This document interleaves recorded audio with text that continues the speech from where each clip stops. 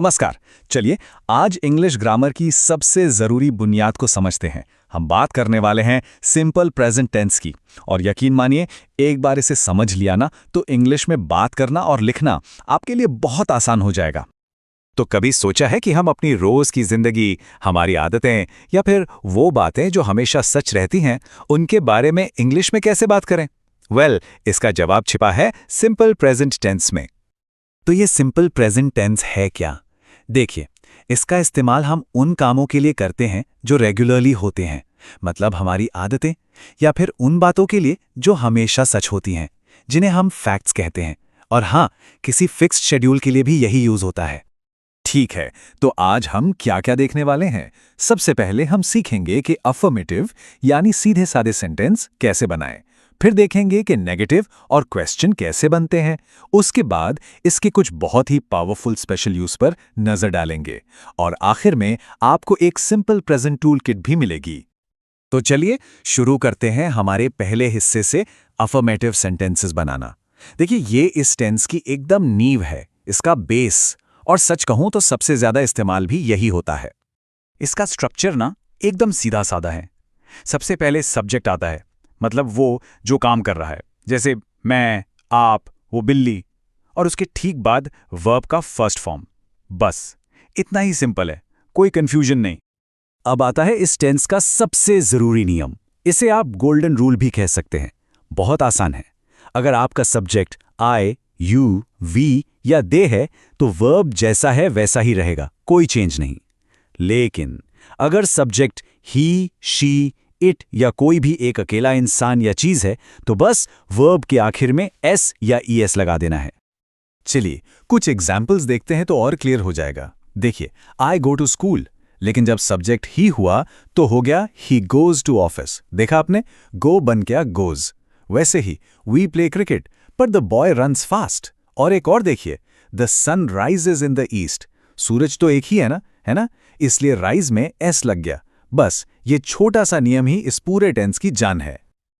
Alright, तो सीधे साधे वाक्य तो हमने बना लिए, पर अगर नहीं बोलना हो तो, या कोई सवाल पूछना हो तब क्या करेंगे?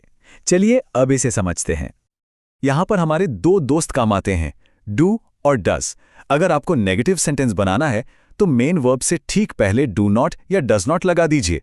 और अगर सवाल पूछना है तो सेंटेंस की शुरुआत ही डू या डज से कर दीजिए।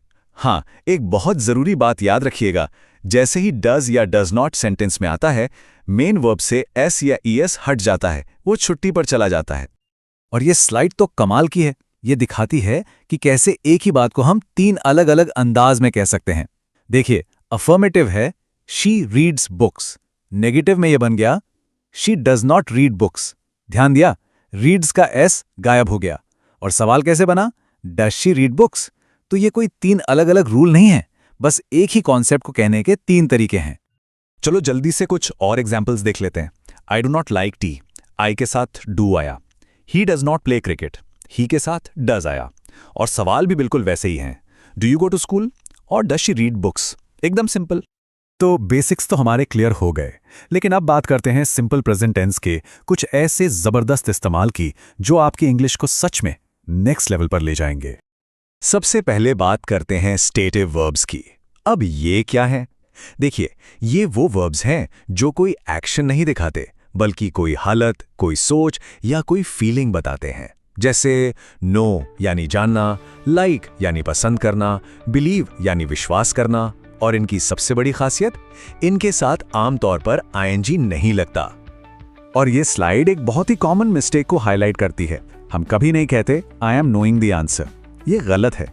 सही तरीका है आई नो द आंसर। क्यों? क्योंकि जानना एक स्टेट है, कोई एक्शन नहीं है जो चल रहा हो। इसके अलावा भी इसके कई पावरफुल यूजेस हैं, जैसे यूनिवर्सल ट्रूथ्स यानी वो सच जो कभी नहीं बदलते। Water boils at 100 degree Celsius. या फिर कोई फिक्स्ड शेड्यूल बताने के लिए, the train arrives at 6 AM। आपको जानकर हैरानी होगी कि न्यूज़ की हेडलाइंस में भी यही टेंस यूज होता है। और हाँ, इफ या व्हेन वाले कंडीशनल सेंटेंस में भी। तो अब तक हमने जो कुछ भी सीखा, चलिए उसे फटाफट एक सिंपल और यादगार टूलकिट में समेट लेते हैं, ताकि सब कुछ दिमाग में अच्छे से बैठ जाए। तो याद रखिए, सिंपल प्रेजेंट टेंस का इस्तेमाल कब करना है? अपनी डेली रूटीन और आदतों के लिए, यूनिवर्सल सच और फैक्ट्स के लिए, फिक्स शेड्यूल और टाइम टेबल के लिए, अपनी फीलिंग्स और स्टेट बताने के लिए, और हेडलाइंस, इंस्ट्रक्शंस और कंडीशनल सेंटेंस के लिए। और जाते जाते एक सवाल, अपनी डेली रूटीन के बारे में सोचिए।